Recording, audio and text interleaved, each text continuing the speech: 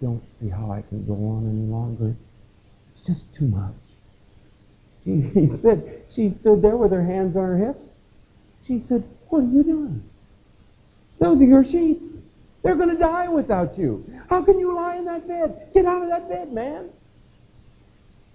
Said, I got to the door and there was my 14-year-old son, and my son said, Daddy, the Bible says if a man puts his hand to the plow and looks back, he's not worthy. Said, what are you going to do with a bunch like that? I went and got my coat and got in the car.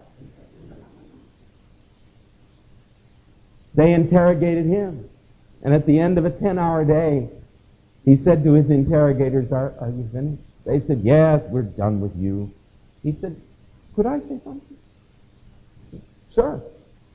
He said, I want to thank you. Why? You have made me the happiest man in the world. What? He said, my Jesus says, happy are you when they revile you and persecute you and say all kinds of evil against you falsely for my sake. Rejoice and be exceedingly glad, for great is your reward in heaven. Thank you. You have shown me I really do belong to Jesus Christ today. Thank you, thank you, thank you. And they said, get him out of here.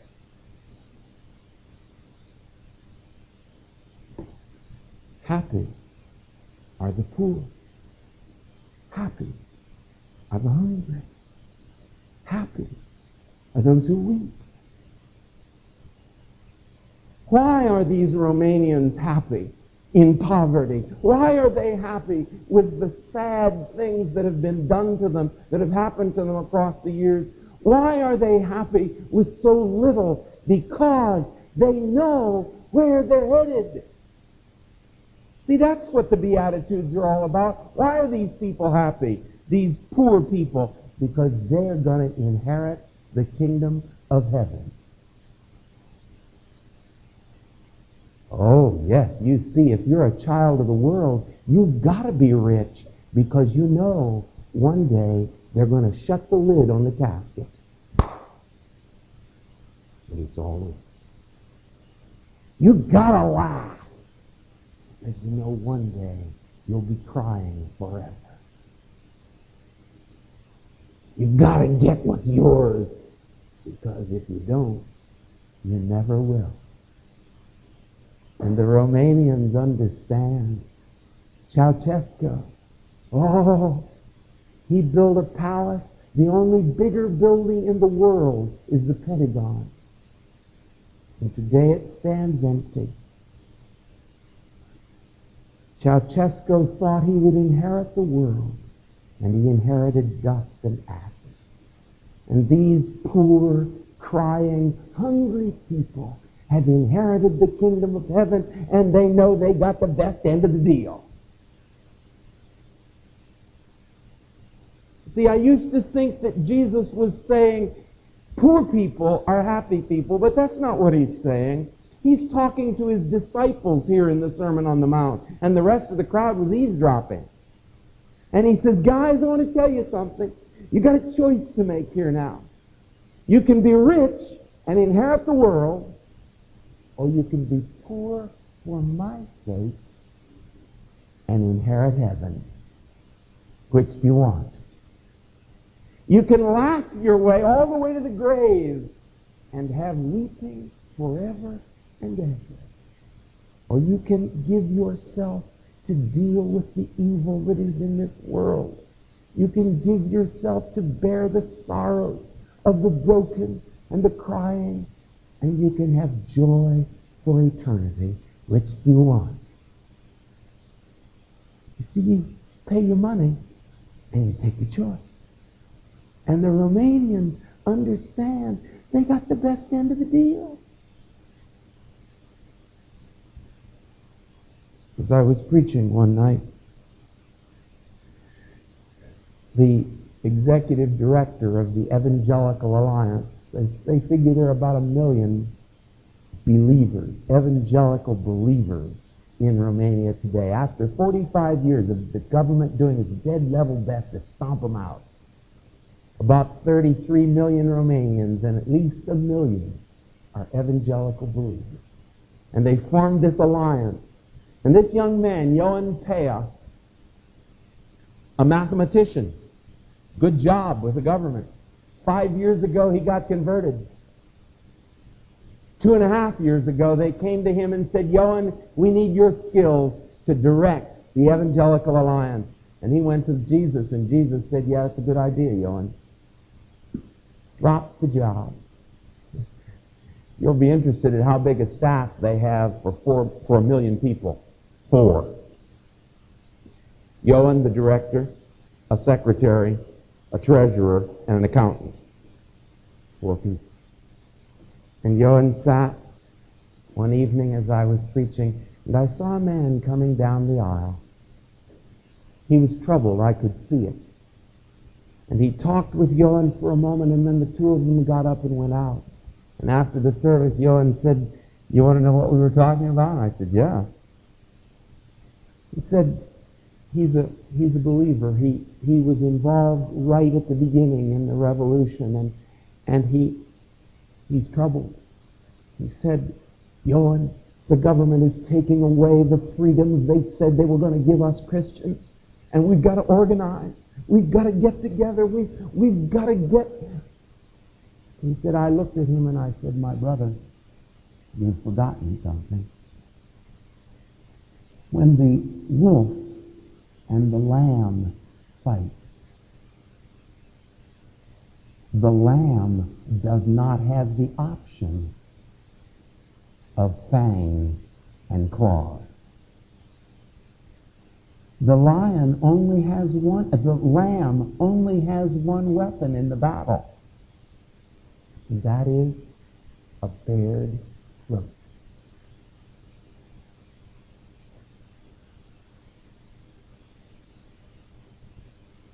Happy are those who don't win.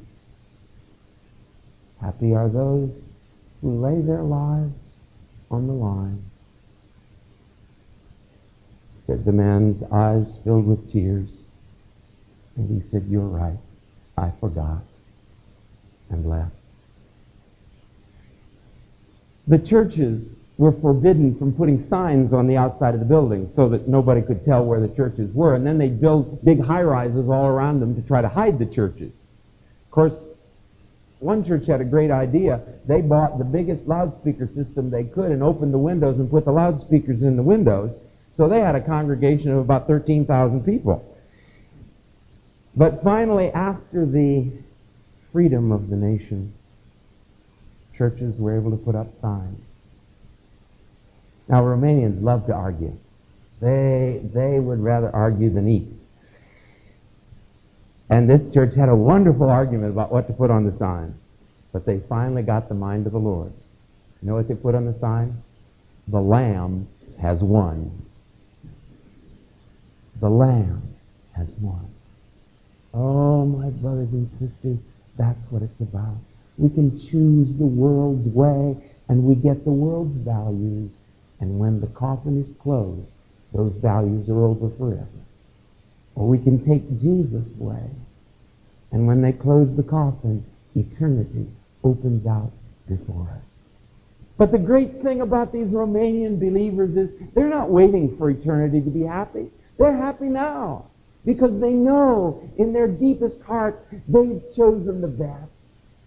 And if to live for Jesus now means they don't have the job they might have had, so what? If to live for Jesus now means they don't have the varieties of food they might have had, who cares? If to live for Jesus now means to weep over the sorrows and the sins of the world, who cares? The issue is not poverty or hunger or any of those other things. The issue is, whose side are you on?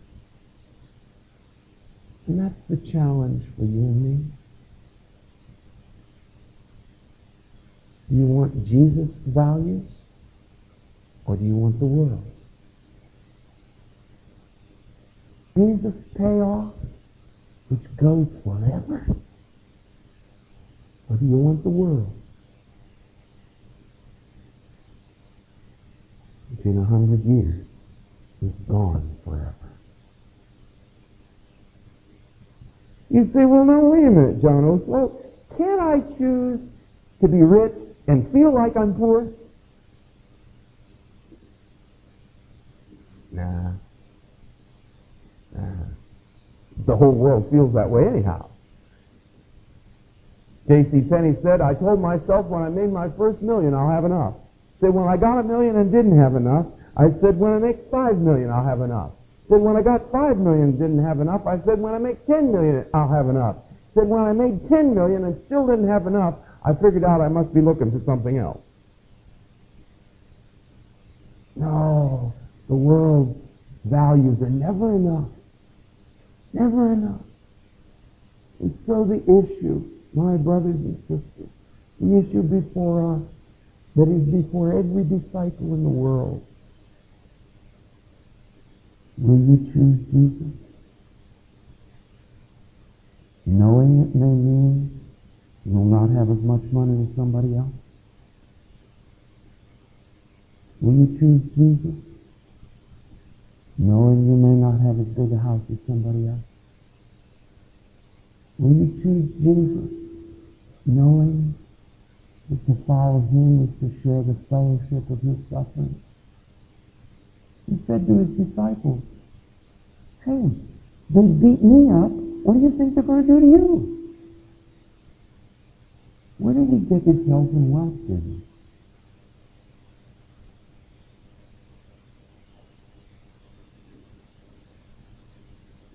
That's the challenge. Will you choose Jesus? Will you choose Jesus? Because if you choose Jesus, you get his payoff. If you choose the world, you get the world's payoff.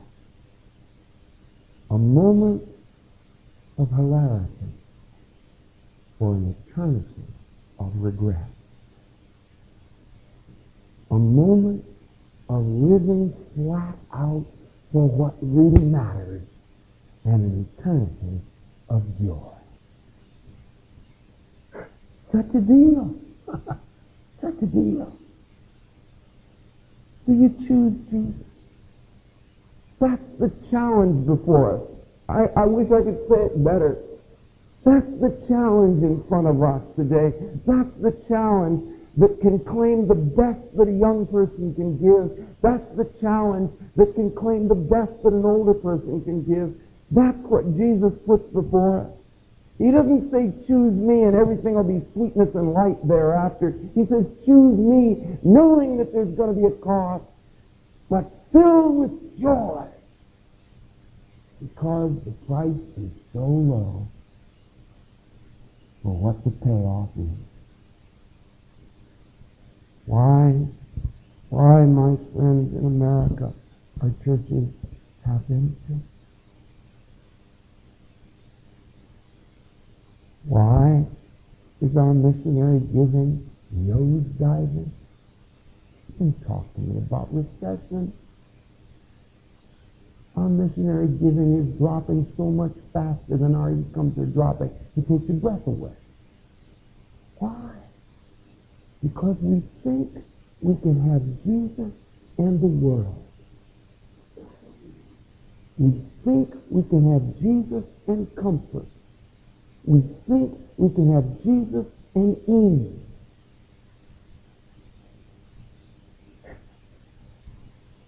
Forgive the bad grammar. It ain't so. If you choose Jesus, you choose his way. And you say, man, the price is cheap. For eternity? To inherit the kingdom of heaven? To know that for all eternity I'll be comforted for the sorrows, the little sorrows I endure here. To know that one day my hunger for Christ-likeness will be filled forever and forever and forever. What's the they feel.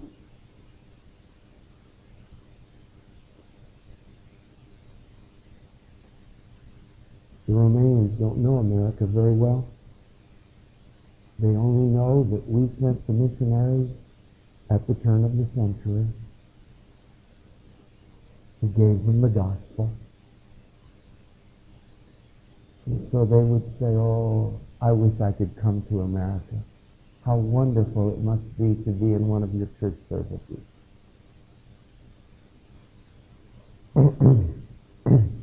Yeah, it would be nice if you could come to America.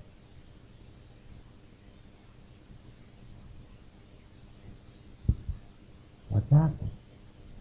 We tried to have Jesus plus. And there is no such thing. It's Jesus only. Someone here tonight wants Jesus plus a certain future plan. Somebody here wants Jesus plus a certain dream house. Somebody here wants Jesus plus some pornographic literature. Somebody wants Jesus plus a certain salary level.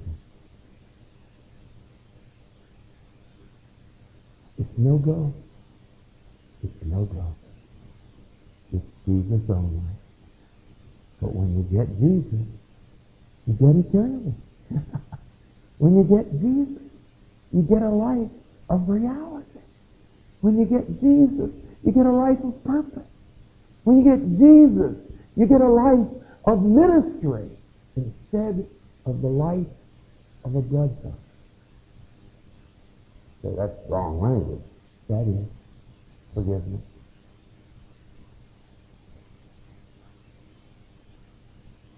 I choose Jesus. So help me God. I choose Jesus. Anybody else? Anybody else? Choose Jesus. Friends, we're standing on the brink of an abyss. And again, I talk to people here under 20. Our culture is in such a nosedive. I honestly believe that by the time you're 50, Christians will be persecuted in this country. You will be shut out of the best jobs. It's coming. You only have to look. You only have to look at the way Christians are treated on television. Now you see, the question is, are we going to be ready? Are our commitments going to be clear enough and plain enough that if they say to us, sorry, you can't make that salary and be a Christian. Hey, the choice will already be made. Fine. I'll be a Christian. You can't live in that kind of house, in that community, and be a Christian. So what's the big deal? Anybody here choose Jesus? Anybody here say, Jesus, whatever the cost, whatever the price, I choose you. Many of you here have already said that. But I suspect that there may be some people here tonight who say, I need to say it again. My vision has gotten a little cloudy. I've gotten my eyes off him onto all this other stuff. And Jesus, tonight, I want to say to you, I choose you. Whatever, wherever, however, I choose you. Can I talk to the preachers a minute? Connectionalism in the UM church can be deadly. If I trim my sails just this much, I'll be able to get into that big influential church. If you have to trim your sails to get into that church is poison. Now, I'm not saying you have to be mean, you have to be nasty, anything else. I'm just saying Jesus plus their Lord. Anybody here who says, I choose Jesus? Is there someone here tonight who says, I don't guess I've ever seen it in those terms before, and I want to say, yes, I choose Jesus. I choose Jesus if it means the Christian ministry. Thank God. I choose Jesus if it means getting rid of this or that or the other thing in my life. A fellow said to me several years ago, I never realized that 2 coon dogs and a shotgun were bigger than God till God asked me for them.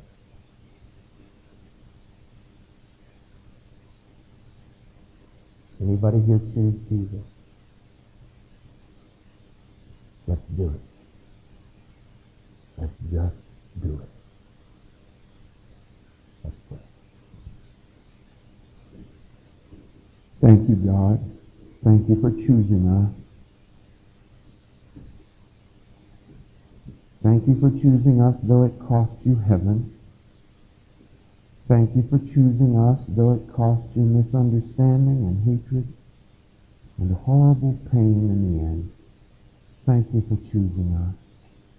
Oh, after the price you paid for us, any price that we might pay is peanuts. But you understand, Lord. Peanuts is all we have, and they're pretty big. And so we say, Jesus, help us. Won't you help someone this evening, some teenager, who's saying, yes, I don't know what the cost might be down the road, but tonight I know what I have to do. I choose Jesus, whatever the cost.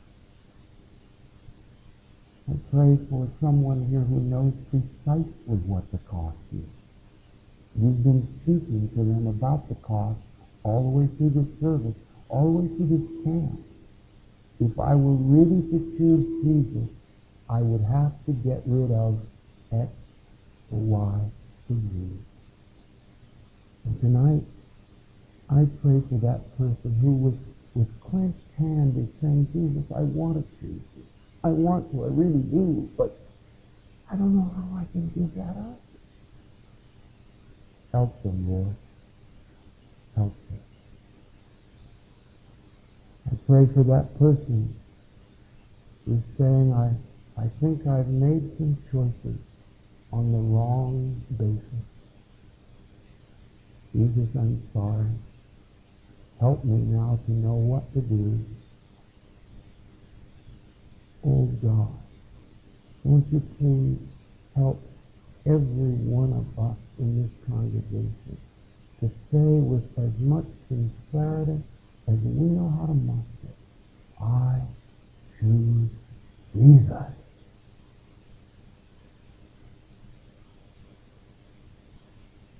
Thank you, Jesus. As our heads are bowed, I wonder if there are those who would say by raising your hand, I'm in a battle. Please pray for me right now. Did you raise your hand? Yes. Yes.